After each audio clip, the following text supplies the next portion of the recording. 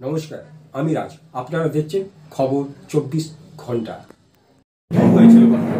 দেখেন, আমি অ্যাকচুয়ালি আপনারা জানেন 2021 সালের 17 ফেব্রুয়ারি আমাকে স্টেশনে বম লাগে এবং আমার সঙ্গে 27 জন ইনজুরি হয়।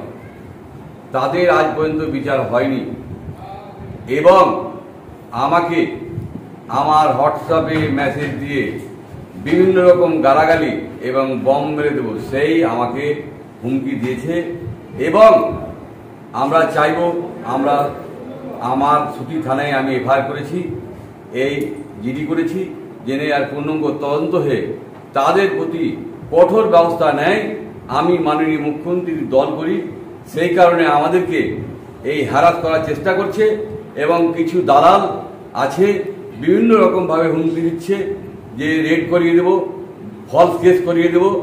আমরা কিন্তু এই বিচারিত ভিতরে আছি, কেন মাননীয় মুখ্যমন্ত্রীর দল করি বলে আমাদেরকে এই বমের হুমকি দিচ্ছে এবং অশ্লীল গালাগালি এবং যে কোনো প্রাণে মেরে দেওয়ার ভয় করছে।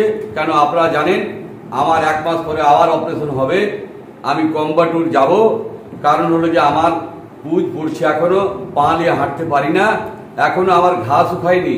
আবার আমাকে এই হুমকির সুরে বলেছে, হুমকি দিচ্ছে আমার হোয়াটসঅ্যাপে একদিন না একাধিন। কারণ হলো দেখুন, আমরা অতটা হোয়াটসঅ্যাপ দেখার টাইম পাই না, বেশ কিছুদিন ধরে দিচ্ছে।